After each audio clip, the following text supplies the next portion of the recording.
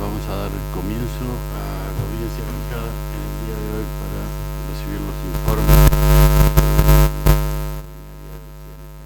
sobre Raúl Abraham sobre enriquecimiento ilícito.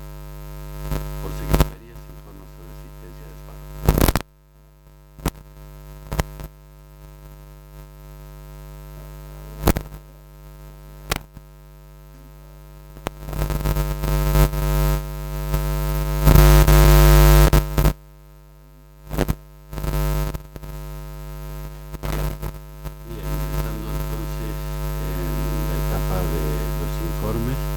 Dejamos en uso de la palabra la defensa recurrente del doctor Federico.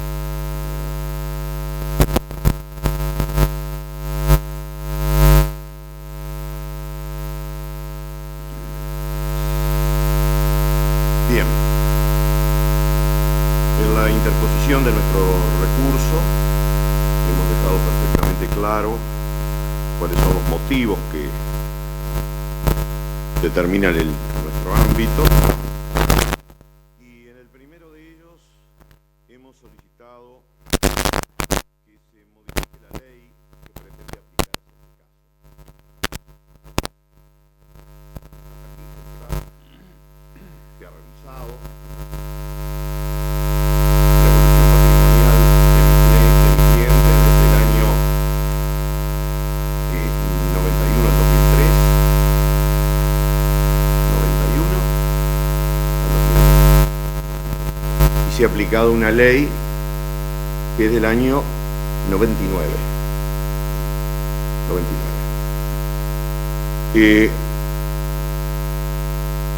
Incluso se ha ordenado una medida respecto de un bien que fuera adquirido en 1994 y aplicamos la ley del 99. ¿Por qué? El fundamento de la sentencia radica en que se trata de un delito de omisión. ¿Por qué? Porque entienden que la figura del enriquecimiento ilícito de funcionarios públicos es un delito que se consuma en el momento en que se realiza la intimación y la intimación no es satisfecha adecuadamente según el Ministerio Público. No cuando se incorpora el bien, cuando se está enriqueciendo el funcionario público. Fíjense que nos vamos hacia atrás, decimos del 91 al 2003. Y estamos aplicando la ley del 99, que es la más gravosa. Y yo no voy a repetir acá porque no da el tiempo todas las argumentaciones tanto de Sansinetti como del propio Dona, quizá dos de los pensadores de nuestra materia más importantes del momento. No sé a quién se le puede oponer a Sansinetti. Sus planteos sobre la inconstitucionalidad de la figura. No me voy a detener en eso porque no puedo gastar el tiempo que tengo sobre la aplicación o no de esta teoría, pero no estoy trayendo una teoría loca. Es la que se aplicó en el caso de María Julia Sodray. Dijeron, era un delito de comisión, porque no puede ser de otra manera. No puede ser de otra manera, no puede ser un delito de omisión. No se consuma. ¿Cuándo empieza el acto consumativo? En el momento en que me dice, vea, usted le imputo tal cosa, tiene que justificarse. Perdón, yo me abstengo de declarar. O perdí por ser legislador los derechos al debido proceso. Pierdo mis garantías por ser legislador, por ser funcionario público. Claro. Aparece la teoría del deber. Ah, no, porque tiene el deber de actuar. ¿En qué parte del tipo penal está? ¿En qué parte del tipo penal? Si opto por no declarar, consumo el hecho. Mis garantías están suspendidas mientras soy funcionario público. Y el deber de ninguna manera lo convierte en un sujeto sin garantías. Si la garantía dice que yo no voy a declarar, como hace el homicida que viene, se le imputa el homicidio y dice, vea, yo no voy a declarar. Acá lo que nos importa a los efectos de la ley penal aplicable es cuando aparece el inicio de comisión del delito, cuando el principio ejecutivo del delito se da. En toda la teoría de iter criminis, el comienzo, y acá hay por lo menos 3 grupos de teorías, establece en qué momento comienzan. Y va a comenzar acá la cuestión cuando el funcionario es reclamado, intime, cuando incorporó su patrimonio cientos de millones antes, o es cuando se ingresa, o es en esta ficción, absolutamente.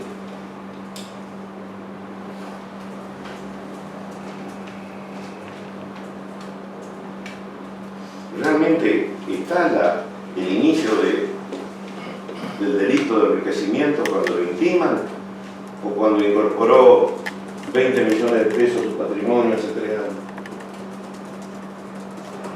Esto quiebra el sistema de imputación, invierte el cargo de la prueba, tiene que probarlo. Bueno, en fin, la sentencia, a diferencia de lo que hizo la Cámara de Casación Nacional en el caso Mariel Sogaray, entendió que se trata de un delito de omisión por esa violación del deber que aparece dentro de la construcción dogmática, pero de ninguna manera dentro del tipo penal. En definitiva,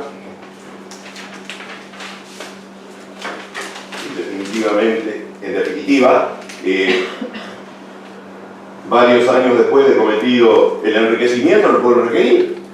A ver, señor, usted que perteneció al gobierno que dejó hace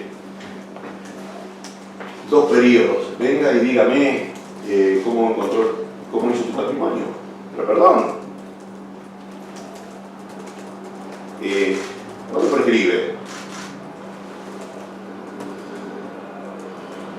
Evidentemente esta posición carece de sustento suficiente. Fue una creación de Núñez, que surge también con enganche con el proyecto solar del 60. Ellos querían encontrar la forma de castigar.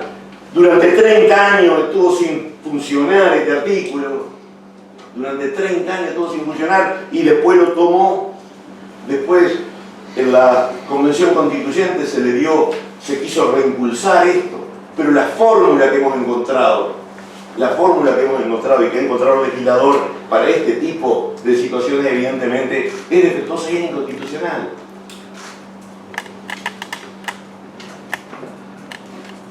¿Y saben por qué? También porque permite una investigación predelictiva. La investigación predelictiva era propia en la década del 20 con las ideas peligrosistas. Ya bueno, vea, usted lo vamos a investigar. Sí, pero dígame, ¿y qué imputación tengo que hacer? No. Vamos a ver después si lo imputamos. Hasta que Molinari dijo, señores, lo único que abre la puerta para que se pueda investigar mi casa, mis hechos, lo único es que usted me impute un delito. Si usted no me imputa un delito, no se puede meter en mi casa, no se puede meter en mi privacidad. Eso lo dijo Molinari cuando se hacían aquellos tipos de investigaciones. Y esta redita aquello. ¿Por qué? Y porque lo puedo investigar, me meto en su casa, me meto en su teléfono, me meto en sus conversaciones privadas y todo lo demás. Y bueno, y después, ¿le imputo o no le imputo? Ah, bueno, sí, no le imputo, no encontré nada. Pero me investigó entero.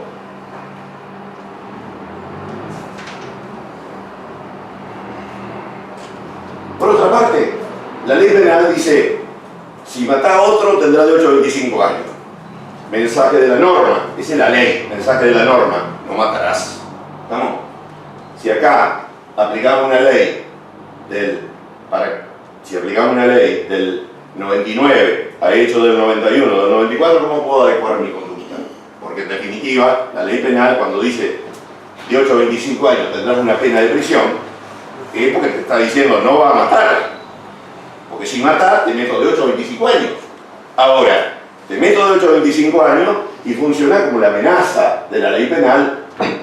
Pero claro, tiene que ser una ley anterior al hecho del proceso. Esta postura tergiversa y desnaturaliza todo el sistema de imputación jurídico penal. Hay autores de los dos lados, pero yo digo, la crítica de Sansinetti, la crítica de, incluso la de Terrani, y Javier Esteban de la Fuente hace muy poco, la causa María Alzogaray, María Julia Alzogaray, en fin. Yo digo, bueno, supongamos que tomamos la teoría de la consumación por comisión, es decir, vos cometés el delito cuando sacaste 2 millones de mangos acá de las arcas públicas y te lo metiste en el bolsillo. Ese es el delito. Si tomamos esta teoría, que es la que dice esto, que es la realidad, entonces alguien podría decir, ah, bueno, sí, pero resulta que es un delito continuado. Entonces, como un delito continuado, le aplicamos la ley más gravosa dentro del delito continuado, dentro del periodo. Aplicamos la ley más gravosa. No, tenés que aplicar la ley más benigna, no la ley más gravosa. Esto no solamente es así, sino que la Corte lo ha señalado 1000 veces y últimamente también lo ha dejado perfectamente claro. Concretamente, nosotros estamos aplicando acá una ley que no estaba vigente en el momento de la comisión de los hechos. Estamos entendiendo que el principio de ejecución es cuando el funcionario le está imputando la incorporación de los bienes, y no en el momento en que el tipo fue y se llevó la plata de la tesorería y se la guardó en su caja fuerte. Todas las críticas de la doctrina, fundamentalmente de la nueva doctrina, porque claro, esto, como que en 30 años no tuvimos caso yo creo que fue del 64 al 94, cuando viene la Constitución, cambia y se aprueba por ley la 24759, que aprueba la convención sobre la corrupción. Muy bien. Entonces ese es el primer agravio que tenemos con esta sentencia, que aplica una ley que no corresponde. Claro que si aplicara la ley que corresponde, estaríamos ante una situación absolutamente distinta. Porque la ley nueva es una ley más gravosa. La ley que aplicaron, la ley 25.188, es más gravosa. Trae multa, trae inhabilitación. Bueno, esta es una cuestión estrictamente jurídica, estrictamente dogmática y demás. Pero ahora yo les voy a señalar por qué esta sala, esta excelentísima sala, debe revocar esta sentencia.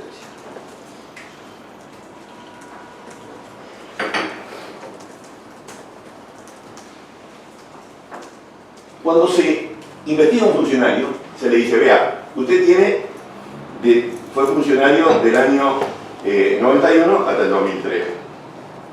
Bueno, del 91 hasta el 2003. ¿Cuáles fueron sus ingresos del 91 hasta el 2003? Mis ingresos fueron 100.000. Bueno, bien, de acuerdo a la técnica que tenemos acá en la FIT y que usamos generalmente en materia contable, nosotros establecemos que el 50% usted lo gastó en consumo y el otro 50% lo pudo ahorrar. Vamos. Ese es el criterio general de la técnica contable, la técnica impositiva y demás. Muy bien, perfecto. Ahora dígame una cosa, gasta lo mismo un tipo soltero que vive en la casa del padre que un hombre de la edad de él, en el momento del hecho, que tiene 3 hijos en la universidad y que tiene una mujer que no trabaja pero que tiene tarjeta de crédito y que cumple con numerosísimos compromisos sociales. Gasta lo mismo.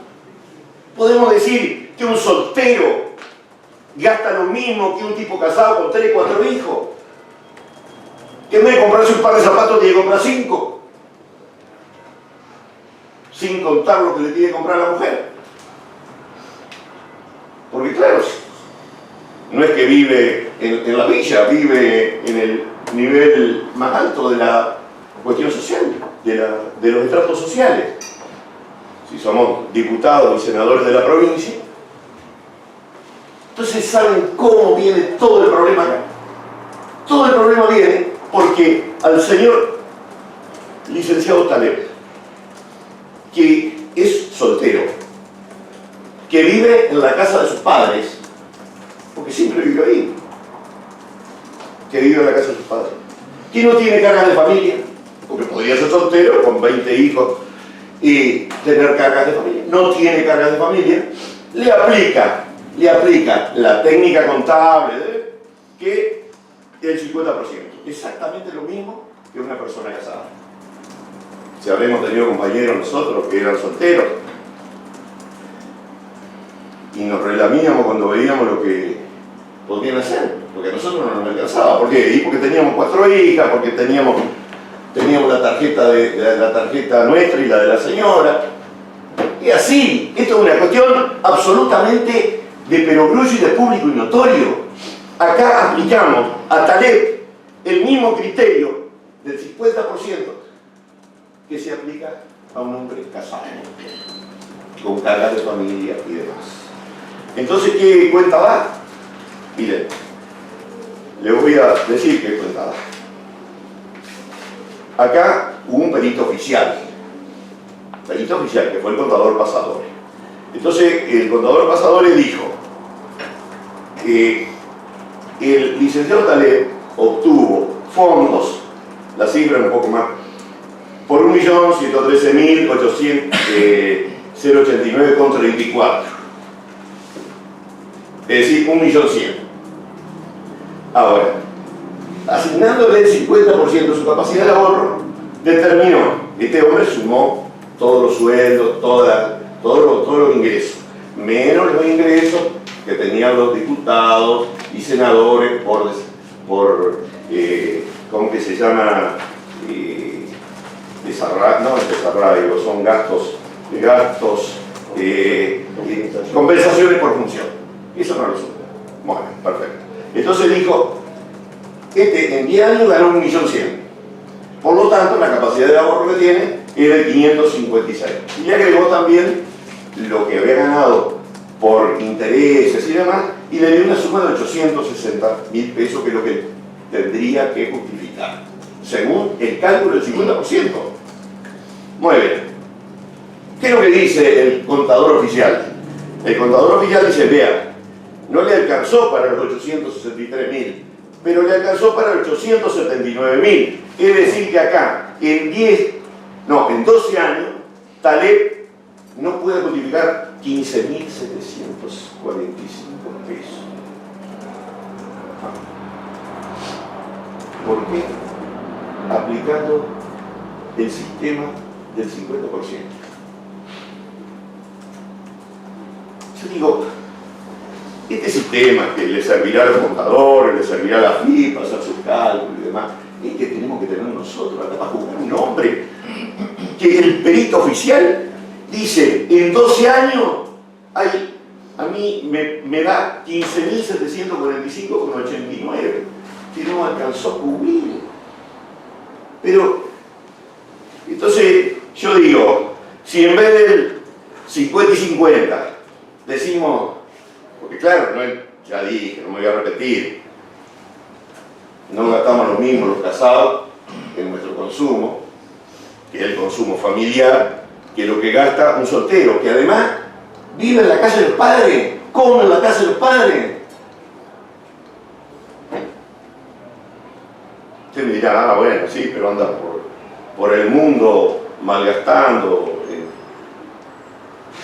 En todo caso, pruébemelo, pero este hombre no. Prefería la quinta la Quinta Avenida o a los Champs-Élysées. Entonces, si en vez de 50 hubiese tenido una capacidad de ahorro del 51,41, que es el cálculo que sacamos nosotros, lo sacamos porque queda perfectamente justificado, absolutamente justificado. Pero ¿quiénes son los contadores para venir a decirnos a nosotros que tenemos una capacidad del 50%? ¿Quiénes son?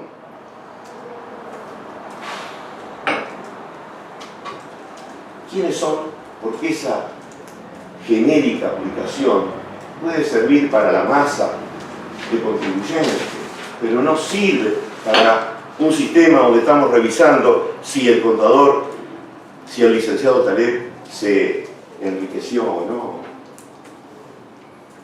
Eso del 50% que le vayan a contar a otros, pero sabemos perfectamente que gente que ganaba exactamente lo mismo que nosotros, cuando estábamos en un cargo público con la justicia, era absolutamente diferente la billetera del casado que la billetera del soltero.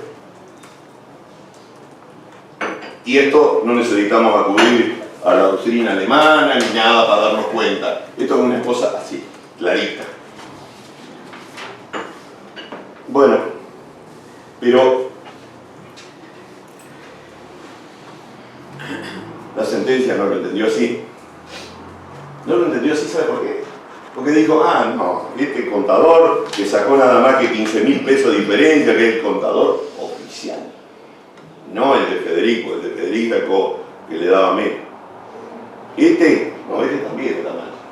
¿Por qué? Porque con 15.000 pesos no hubiera podido fundar el exceso que tiene que haber, el enriquecimiento. Menos mal que puso su legislador, que tiene que tener ser una cifra considerable, porque no vamos a andar con... Bueno, entonces, ¿qué hicieron? Dijeron, no, este contador que estuvo trabajando 3 meses, sacaba cuentas y demás, no sirve. Acá nosotros no tenemos por qué regirnos por la pericia. Vamos a ver paso a paso, cómo ingresó este bien. A ver, en el año 94, ¿cuánta plata tenía de acuerdo a la declaración de ingresos públicos? No pudo haber comprado el departamento este. Pero perdón, si vamos a revisar punto por punto cada ingreso, ¿estamos equivocando? No, porque a mí me piden que justifique de aquí hasta acá cuánto cobré, cuánto gané, y si esto de acá surge la posibilidad de que yo haya metido la mano en la lata y me haya llevado la plata que era del Estado, mi empleador. Entonces entra la sentencia en una serie de operaciones y de errores, que nosotros lo hemos dicho, pero la verdad es que no hemos sido escuchados. El sistema de revisar punto por punto la incorporación de cada bien en estos años que van del 91 al 2003, pero ¿cómo? Es una cuestión que uno tiene que hacer el cálculo completo con todos los años sino que me digan, a ver, escúcheme, a usted le imputamos porque en el año 91 usted cambió el auto, en el 94 se compró un departamento, entonces me preparo de otra forma, hablo de otra forma, pero no puede ser así. Ustedes imagínense que a nosotros, cualquiera de nosotros, nos sientan ahí y nos preguntan, ¿en qué gastó la plata, doctor, en el año 93? ¿Qué van a hacer? Van a ir a las declaraciones juradas. En las declaraciones juradas está la verdad, la realidad, está ahí. No, señor. No, señor. ¿Qué nos van a...? Estamos ante una situación desesperada, excelentísimo tribunal. Desesperada. Acá no estamos ni remotamente en las imputaciones de enriquecimiento de funcionarios públicos que vemos y leemos ahora en los diarios. Eso no tiene absolutamente nada que ver, pero además no tiene que ver porque el cálculo del 50% no es aplicable en este caso.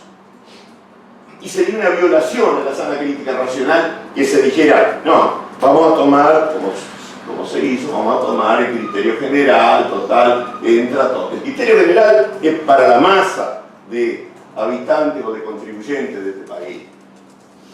No es para el derecho penal, que tiene que revisar en cada caso concreto si se trata de una situación que pueda ir dentro de la línea general o es una situación excepcional. Y aquí está claro que es una situación excepcional.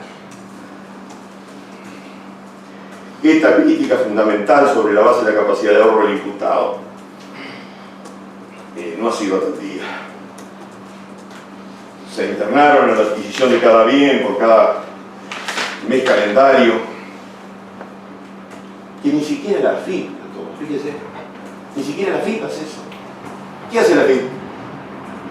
¿Qué bienes incorporó este año, doctor? Dígame, ¿qué bienes incorporó? ¿Y con qué plata compró estos bienes? En el año. Nosotros cuando rendimos ganancias, bienes personales, tenemos que decirlo.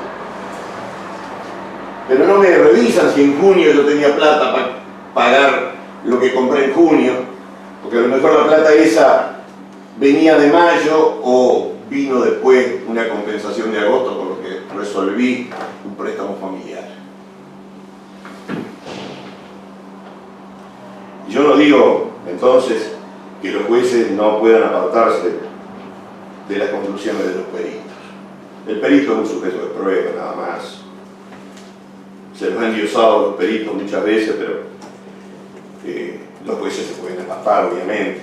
Pero si nos vamos a apartar de lo que dice el perito oficial, porque no nos gustó la cuenta que hizo, pongamos fundamento.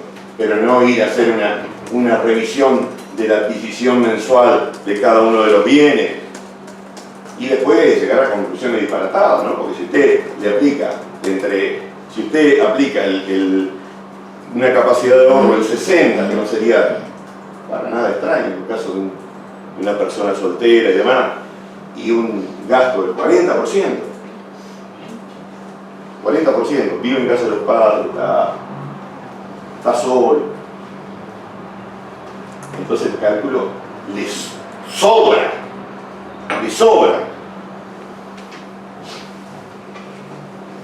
Entonces,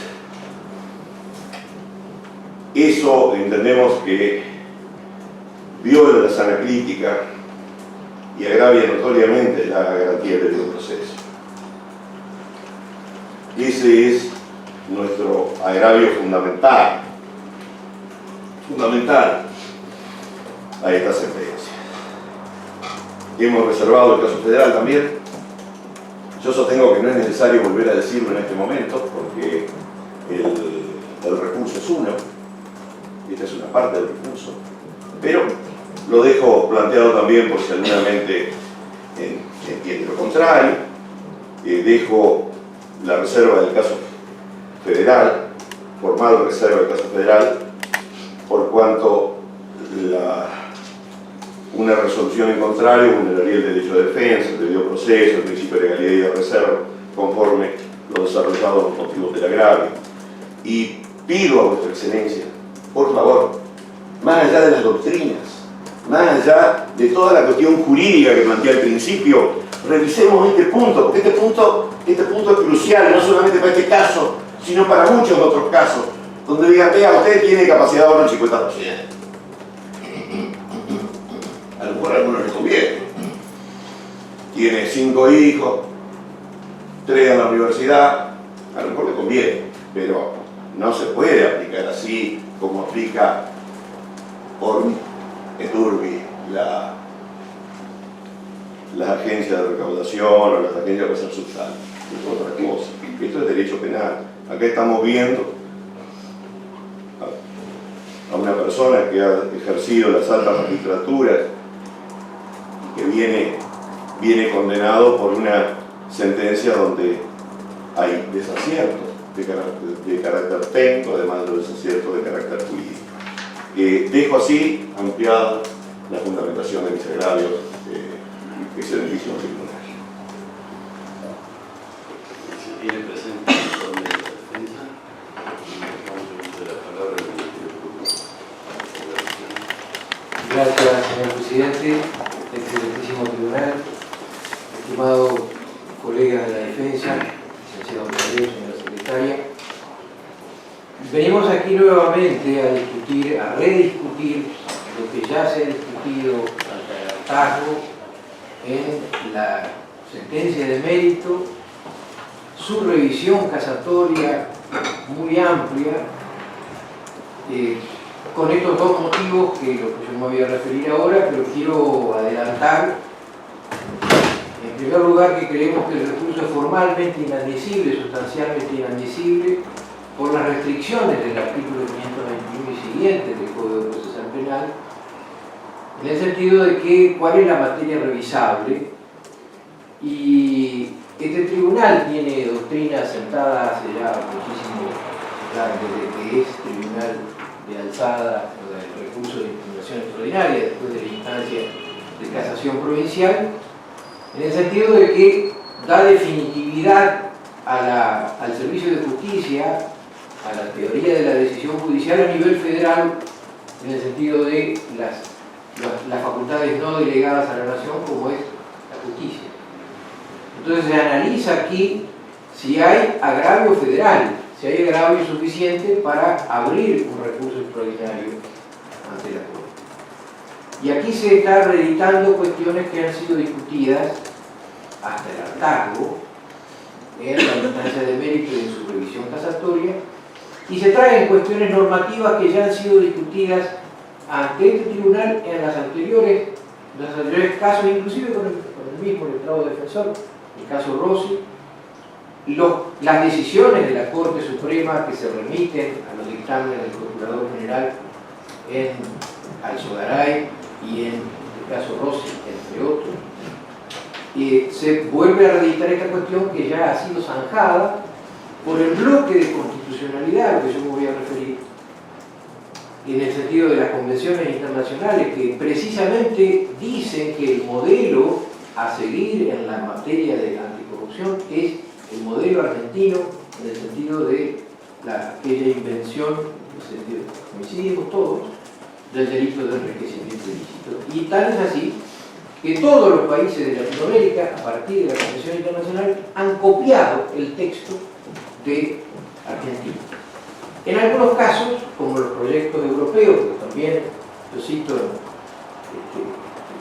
trabajo de Demetrio Crespo, el profesor de Madrid, digamos, se llama Halcones y Palomas, sobre la anticorrupción, donde están todos los proyectos de casi todos los países, algunas legislaciones lo tienen, donde lo único que se saca de este deber positivo negativo de no enriquecerse y deber institucional de declarar, transparentar todos los bienes, se saca esta cuestión de la no justificación, que es la que con un problema en realidad lingüístico termina a generar toda una discusión constitucional que ha sido zanjada por la Corte.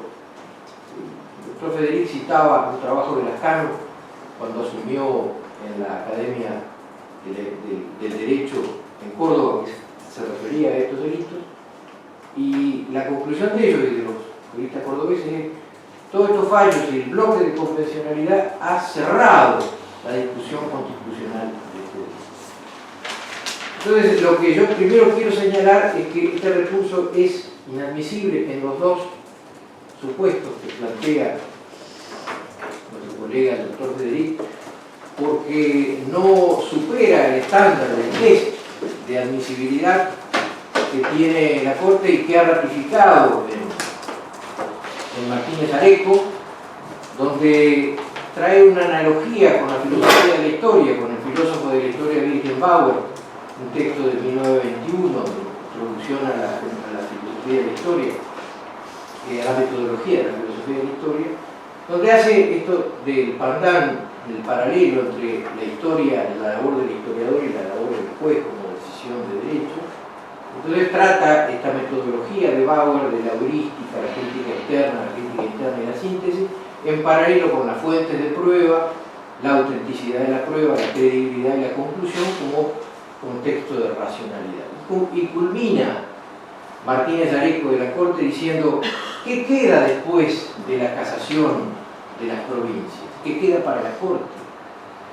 y queda lo que con lenguaje cotidiano dice abuso, puro abuso de poder o puro ejercicio de poder. Ese es el contenido de la arbitrariedad. Ese es el contenido que el tribunal tiene que analizar.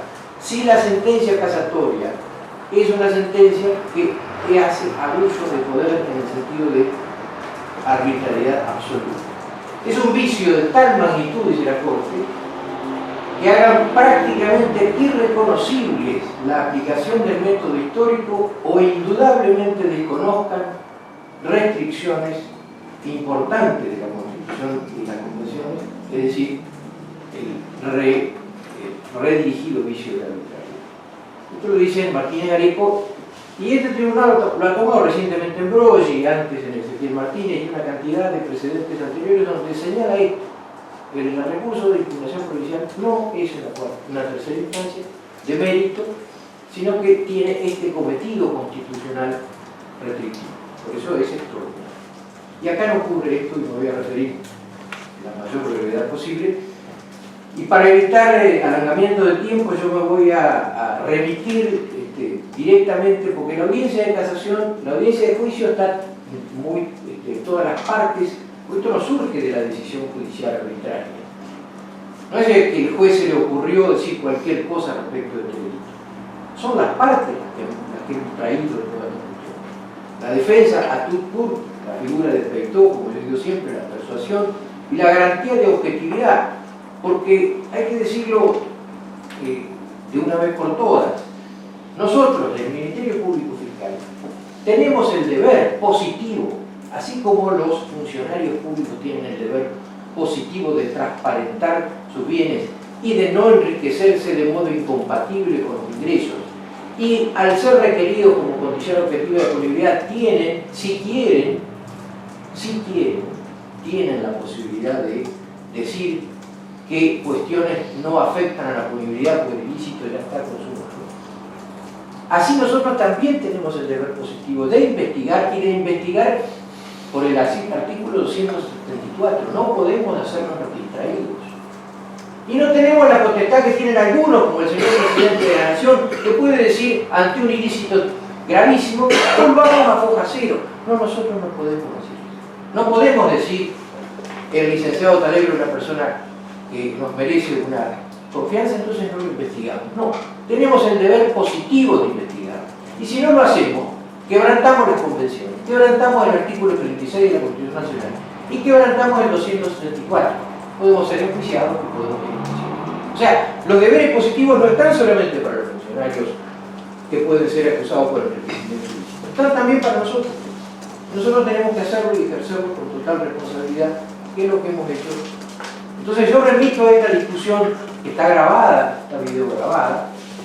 Los colegas, como el doctor Canepa o la doctora Castaño, contestaron, refutaron todos estos argumentos que hoy trae ingeniosamente con otra cosmética el letrado Federico, contestaron hasta el hartazgo. O sea que yo me remito en aras a la brevedad a esa videograbación donde está todo. Y a la sentencia donde también. El primero de los argumentos tiene que ver con la aplicación de la ley penal en el tiempo.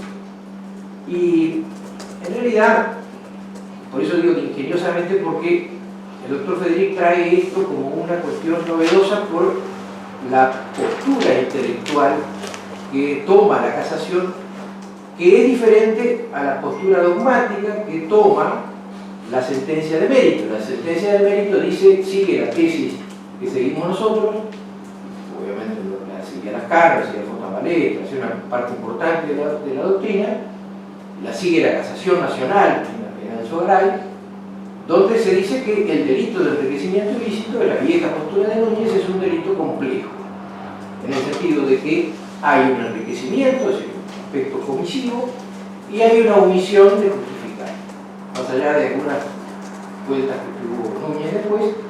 Lo cierto es que en realidad esta es la postura de ellos, y es la postura que la Corte toma al convalidar, digamos, toda la constitucionalidad de la soberana. Pero esto no tiene absolutamente nada que ver, ni ninguna cuestión trascendente en cuanto al factum del suceso histórico investigado y a la ilicitud. Porque en realidad, esto ya se dijo, esto mismo ya se dijo en Rossi, en la sentencia de Rossi. Lo que ocurre es que la discusión dogmática, esto lo dice Righi con toda su sapiencia cuando analiza precisamente el caso de Alzogaray. El caso de Alzogaray es al revés. La casación dice que es un delito de comisión y omisión de justificar, y Alzogaray, la defensa de Alzogaray, dice no, es un delito de omisión. Entonces traen todos estos argumentos que ha relatado la defensa de la infinitud en el tiempo del requerimiento, de la prescripción y todo esto. Pero todo esto ya ha sido discutido. Y Righi le dice, las discrepancias sobre la inteligencia de una norma de derecho común es ajeno al derecho federal. No hay cuestión federal aquí.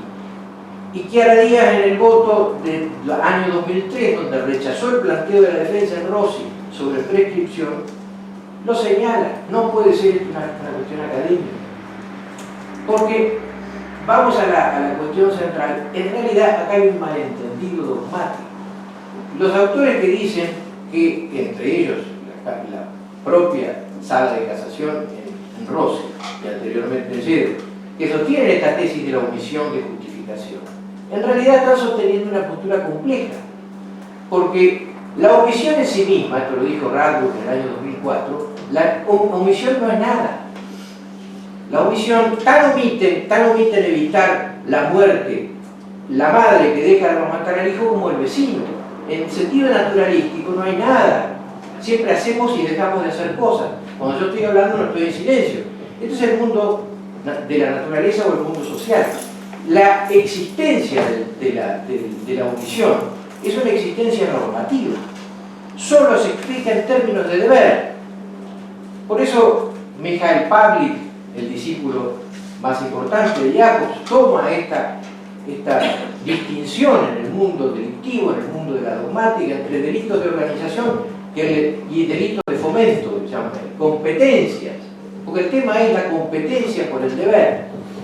La competencia por organización quiere decir que yo, el principio del en el deber, en el mundo, yo organizo mi libertad y no tengo que afectar al otro, la definición de Kant sobre el derecho. Cuando afecto a la libertad del otro, en el deber, tengo que hacerme cargo de eso.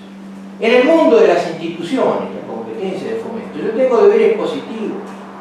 Y este es el mundo de los padres, este es el mundo de la organización de la administración de justicia, de la administración pública, etc. Entonces, no puedo omitir nada, tengo que omitir algo que está prohibido. Y lo que llamamos nosotros la descripción de la conducta mandada por la norma. ¿Cuál es la conducta mandada por la norma? Transparentar y no enriquecerse de modo incompatible. Y esto está precisamente en la figura del inciso tercero que agregó la 25.188, donde establece una figura de peligro abstracto que es el ocultamiento malicioso del deber de transparencia. Esto ya es ilícito. Entonces, Núñez y todos los autores dicen con toda claridad, la omisión es la omisión de justificar un enriquecimiento ilícito considerable, incompatible. Esto es una presunción lógica. Lo dijimos largamente en esta discusión a la que me remito. Entonces, que se ponga el acento en la omisión de justificar, o que se ponga el acento en la ilicitud de la transparencia, lo que decimos nosotros, y dice la sentencia. La omisión de la transparencia, el quebrantamiento del deber positivo de declarar y transparentar, que no son cuestiones morales, son cuestiones jurídicas, que hacen al deber de defender las cosas que son del soberano. Por eso tenemos este deber positivo. Por eso también es ilícito lo que hizo el presidente del Banco Central cuando le dejó que sus amigos se llevaran 15.000 millones de dólares en 10 días en que estuvo. Le dio todos los datos y dejó en el tendal a otros que habían apostado por el dólar a 20 con bonos y los otros se fueron con un dólar que vale 40. Esto también es quebrantamiento del deber positivo, mucho más grave que estamos investigando, por supuesto, pero también es quebrantamiento del deber positivo el que estamos investigando hoy. Por eso la sentencia es una sentencia justa. Esto ya se dijo entonces en Alzogaray. Esto ya se dijo en la sentencia en Rossi. Cuando se rechaza la prescripción en el 2013, dice, y lo mismo se establece en Rossi, como se dice, no es un requerimiento sine die, no estamos investigando 50 años para atrás. El periodo que se investiga es el periodo que tiene que transcurrir para la requisitoria de justificación, no tiene que transcurrir más tiempo que el máximo del delito. Y eso lo dice precisamente la sentencia de la Cámara de Casación en Rossi. Y cuando el procurador Casal rechaza los agravios de la defensa, le dice, la defensa no se hace cargo de rebatir lo que ha dicho el ACU, es decir, vuestra excelencia, sobre el límite para requerir considerado en el máximo del artículo 268.2, desde que dejó la función. O sea, todo esto ya está discutido, ya fue discutido. Pero acá nosotros creemos que más allá que se tome este antecedente del enriquecimiento apreciable como el presupuesto, que en realidad es conducta típica, como lo consideramos nosotros, esta es la conducta de enriquecimiento, esta conducta de enriquecimiento tiene las características de un delito permanente, esto lo ha dicho toda la jurisprudencia. Entonces, la continuidad en los delitos permanentes es ley penal en tiempo, esto lo dice con toda claridad Zaffaroni en el tratado, en el tomo 1, en la página 459, el excepcional tratado.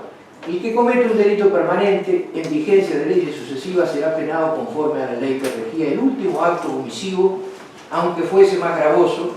Da el ejemplo de la privación ilegítima de la libertad. Y por supuesto aparece toda la doctrina que dice Roxin, Jacobs, Pfister y todos los autores que se citan acá. Pero esto no solamente lo ha dicho Zaffaroni. Este es el error, por ejemplo, de la Corte Suprema en el famoso caso Muña. La Corte aplica una ley por benignidad, una ley excepcional, para una persona que nunca había estado en prisión preventiva, pero se olvida de que es un delito permanente. El desaparecido sigue desaparecido y se sigue secuestrando, entre comillas. Por los delitos permanentes son estos. Es ley vigente, ley a futuro, tanto antes del 99 como después del 99.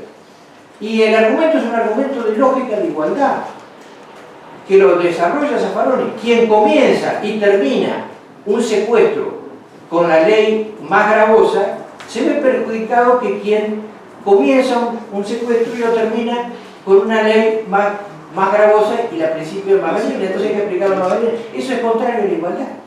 Pero esto no lo dice solamente, no la cuestión dogmática, esto lo dice la Corte. La Corte lo ha dicho en Joffre, Teodora, a raíz del delito de sustracción de menores. Se refieren al dictamen del Procurador General en el 2004 y lo dicen, reiteran en el 2005 en Videla, también remitiéndose al dictamen, pero es interesante porque en Videla Fait trae el antecedente de la Corte Interamericana, en Trujillo Orosa contra Bolivia. Hay un voto muy interesante de Calzado Trindade sobre los delitos permanentes y además en la famosa causa Hellman. O sea, esto es doctrina unánime, no hay discusión posible. Pero si alguien quisiera decir, bueno, esto es doctrina, pero hay un agravamiento, no lo hay. Esto es lo que dijimos en la audiencia, no lo hay, porque el 268 antes de la reforma y el 268 después de la reforma, en la norma de conducta no cambió. Siempre fue el mismo tipo y es el mismo tipo que es tomado por la legislación de todos los países de Latinoamérica y como modelo para los europeos. Solo difiere en lo atinente a la norma de sanción, nada más, no a la norma de conducta. O sea que no hay ninguna afectación de garantías constitucionales para tomar una tesis, la del delito complejo, como la que tomamos nosotros, la condición objetiva de punibilidad, porque todos quienes sostenemos esto decimos que obviamente con el delito de quiebra fraudulenta, con la quiebra del juez, con el delito de riña, con la muerte del ofendido, el delito de ley penal tributaria, con el tope de lesividad, todos estos, comienza la prescripción desde el momento en que en que se produce esta condición objetiva. Eso no afecta a ninguna garantía. Por eso creemos que este primer punto de agravio no tiene sustancia, digamos, que es una inteligente manera de presentar un caso para llegar para llegar al juicio de corte, digamos, nada más. Pero además del tema, para terminar esta cuestión, el fallo de casación lo trató y lo descarta con argumentos que podrán compartirse o no, pero lo descarta esta tesis. El fallo de casación largamente trató toda la cuestión de la constitucionalidad, del bien jurídico, la estructura dogmática del tipo penal, como vimos, las posiciones doctrinarias, tipo 1, todos los precedentes anteriores, o sea que no hay ninguna afectación, nada más que una pseudo afectación. El segundo de los agravios sí nos interesa destacar, porque también hay una, digamos, hay una inteligente puesta en escena de una situación que no es la que ocurrió en el debate. Acá también hay que despejar algunos malos entendidos. La filosofía analítica llama a estas cosas disputas verbales, cuando las partes no se ponen de acuerdo sobre los aspectos lingüísticos, sobre lo que se está discutiendo. Entonces no hay una discusión sustancial, sino hay un malentendimiento. Luhmann diría, hay ruido en la comunicación, ¿no? Y esto es lo que pasa con la famosa cuestión de qué puede hacer un juez o decisor judicial con la prueba policial. Es interesante el planteo de la defensa porque la defensa hace una restricción. Por empezar, esta restricción obviamente obedece a sus intereses. El Ministerio Público está comprometido con la verdad y la objetividad. Entonces, tenemos que decirlo. El letrado Federici se refiere al perito oficial Pasadore, que llega a esta conclusión que él señala. Pero la defensa se olvida del otro perito oficial, que era el licenciado Posse, el extrañado y recordado funcionario excelente Posse, que para esta misma función y con los mismos problemas que se analizaron en el juicio y en la casación largamente, hay una exposición del doctor Cánovas que es absolutamente minuciosa, que está videograbada, y a ella me remito, donde precisamente Posse llega a un enriquecimiento incompatible con las funciones de $370.000, pesos dólares, en el final de este periodo de 1991 a 2023. Entonces, a este hay que sumarle las otras cosas que no estaban, que se decidieron en el juicio y que se descubrieron en el juicio. O sea, 15.000 es Pasadore, pero Posse ya de entrada escapoteamos a Posse. Pero lo más importante es que la propia defensa no trae la labor del perito de parte. Y no lo trae de manera inteligente, porque traer el perito de parte es tirarse agua fría en épocas de congelamiento. Porque el perito de parte falseó maliciosamente los datos. Pretendió inflar, como dice la sentencia y como dice la casación, pretendió inflar los ingresos que estaban compatibilizados en las declaraciones, de tal vez tomando el bruto, es decir, tomando los ingresos sin detraer la jubilación, la obra social, en el caso de Oper, la 4035. Y por otra parte, así se inflaban los ingresos, y por otra parte tomaba los consumos de los consumos que la AFIP pone. Es decir, el propio perito de parte se guiaba por los consumos de las declaraciones de AFIP. Y los consumos de las declaraciones de AFIP, que del periodo intermedio comienza a ser el licenciado Pérez, son consumos que se basan en montos netos, no en montos brutos. Además, en la pericia de parte se falseó una aclaración de la pericia, de las declaraciones de AFIP, que no había hecho el perito, que había hecho la contadora Durro, la contadora particular.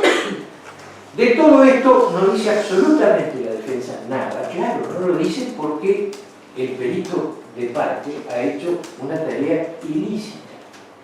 falseó su pericia, quebrantó el deber que el perito tiene de objetividad. Claro, entonces, por supuesto, la pericia de pasadores se decidió por la discrepancia que había entre el perito Cosi y el perito de parte. Pero entonces acá no traen el perito de parte, porque obviamente falseó los datos, entonces de entrada nomás queda el perito Cosi como una declaración que no es la declaración que señala el pasador. Pero esto no termina aquí. Dos palabras solamente sobre la posibilidad, no está discutida la posibilidad de que los jueces se aparten de la pericia. Lo que pasa es que esto es un principio que Mayer lo desarrolla con mucha claridad, tiene que ver con la decisión judicial. La decisión judicial es del juez. Entonces el juez es quien decide, no el perito. Si no transferimos esta vieja costumbre que teníamos en nuestra judicatura, de cuando había algún problema de incapacidad, de culpabilidad, se lo transferíamos al perito. Entonces el perito forense decía si el sujeto era imputable o no. Esto no puede ser. El juez es el que decide. Dentro del marco del adversarial y dentro de la crítica racional, dentro del sistema racional de adquisición de la prueba. Por eso Mayer cita al clásico procesalista Karl Peters, donde hace una metáfora que es muy linda. Él dice, los testigos amplían la visión del juez, los peritos amplían el cerebro, la capacidad comprensiva del tribunal. Pero obviamente hay dos aspectos de la pericia, lo destacó el Ministerio Público cuando discute por qué nos complementamos, porque no nos apartamos, complementamos los datos que no tuvo el perito.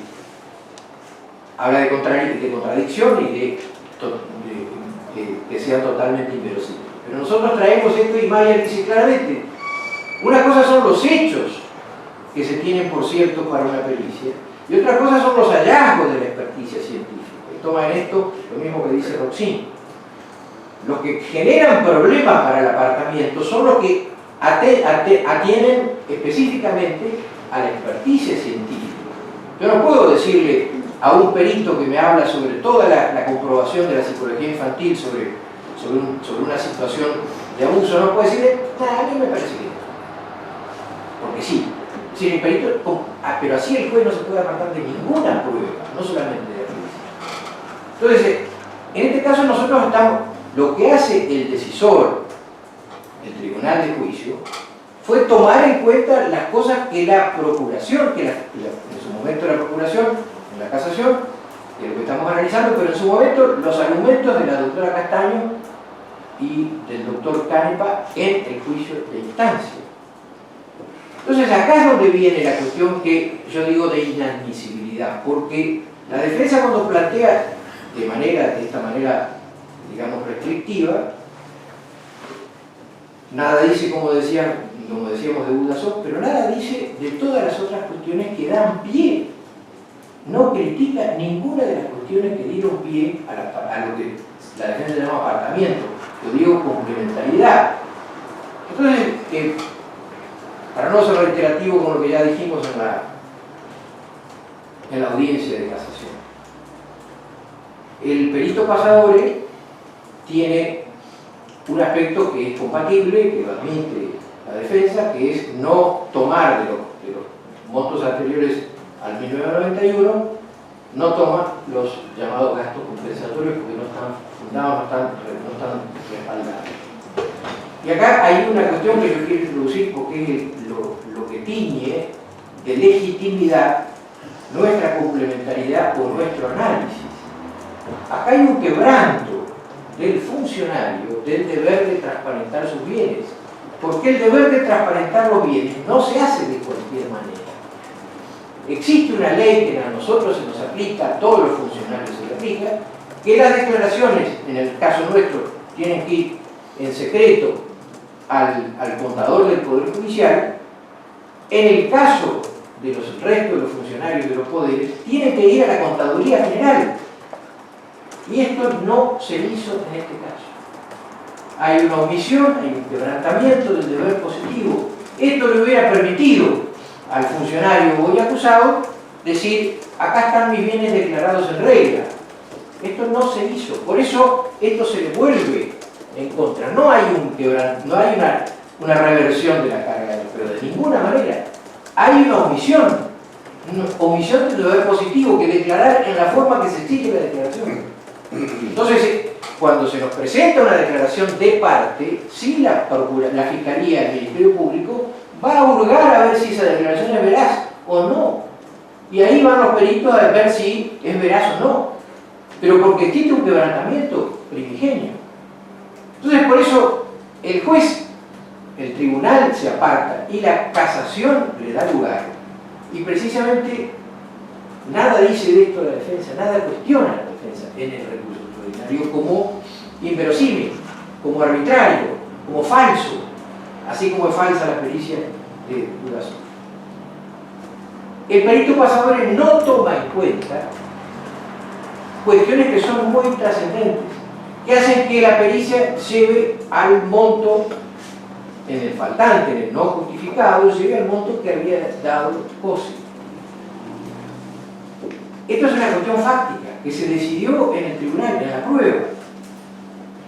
No agrega el mutuo de 86.000 pesos en el 2001, de 86.000 dólares, son 2 pesos dólares para más o menos poner, porque hoy decimos 86.000, parece una cifra irrisoria, pero decimos 86.000 en el 2001 y es una cifra mucho mayor, porque también el dólar se deprecia, pero por lo menos tenemos un parámetro. El mutuo de 86.000 dólares que se presta a Irma de Manucci, a la madre de Manucci, a quien también se prestó dinero. No se dice nada del mutuo en el año 2000 de 110.000 dólares a Cordero, el mutuo inicial que se estableció en boleto de compraventa. Después se hicieron otros y finalmente se ceden los derechos, esto está agregado, se ceden los derechos por una cifra mayor. No dice nada el perito pasador de otro mutuo, es decir, lo que no están son los mutuos. Un mutuo del año 98 de 100.000 dólares a él. Nosotros demostramos en la sentencia, y la sentencia lo tomó y la casación lo confirmó, a que Taleb tiene una hermana insolvente que no podía prestarle 100.000 dólares en ese momento, y entonces se consideró que ese era un préstamo de Taleb. Eso la sentencia lo decide, la casación lo confirma y no está cuestionado en este recurso, igual que los otros que veníamos diciendo. Y tampoco están cuestionados los movimientos de la cuenta Infinity, donde hay un retiro de 500.000 dólares que no está justificado y que se pretendió justificar diciendo que eran dinero de la política, dinero del partido, y por eso tuvo que establecerse tuvo que explicarlo ante la Oficina Anticorrupción en el año 2003, este tema, y esto no está. Como no está, nosotros demostramos que el perito pasador lo explicó en la audiencia de juicio, por qué no los había puesto, y se pusieron. Y el juez lo toma en cuenta. Entonces no son, aquí llegan a la cifra de casi 900.000 dólares que toma la sentencia. Pero la otra cuestión que nosotros trabajamos desde el primer punto, y que también es un complemento, es una corrección normativa, la imputación, en este caso, la imputación del quebranto positivo y negativo del funcionario, estamos ante delitos de infracción al deber, del año 91 al año 2003, mientras fue diputado provincial. Por supuesto, los últimos 2 meses del año 2003 asume como funcionario nacional, como embajador en una república, la República de Cuba. Pero estos sueldos no integran la imputación. Son haberes que son extrafuncionales. Y por esos haberes, porque están fuera de la imputación, esos haberes tuvieron que ser también, en este caso, justificados. No sé cómo terminó la cuestión, pero tuvieron que ser justificados ante la Oficina Anticorrupción en una causa federal. Es decir, fueron materia de otro procedimiento administrativo, judicial, no sé en qué terminó, pero lo cierto es que no integran la imputación de este proceso.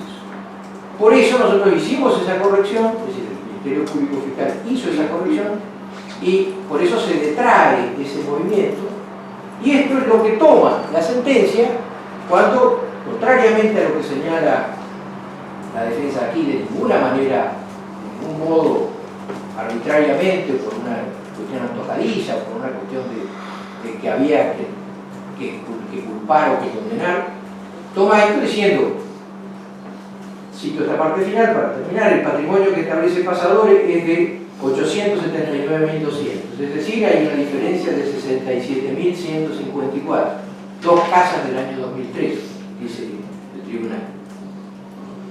A lo que debe adicionarse los $86.000 del préstamo a Irma Manucci, los $10.000 del préstamo de Cordero, los $100.000 del préstamo de la hermana de Taleb, operaciones estas que Pasadores no incluyó en su pericia conforme lo expuso en el debate, todo lo cual arroja un negativo de $363.154, pesos dólares, que es similar a uno de los resultados a los que llegó el contador Bosser.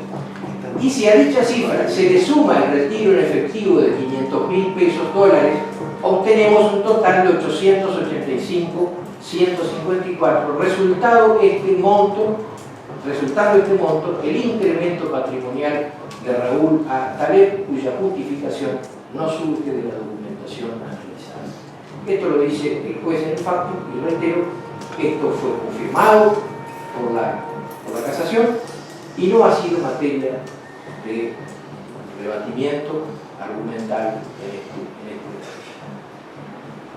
Por todo lo expuesto, quiero señalar que el cumplimiento de la labor del Ministerio Público Fiscal es un cumplimiento de un deber positivo, el mismo deber positivo, el nuestro, de investigar, que les incumbe a los funcionarios de transparentar sus bienes, de no enriquecerse de modo incompatible con los ingresos de la función, y si quieren, como condición objetiva de punibilidad, al ser requeridos por la autoridad funcional,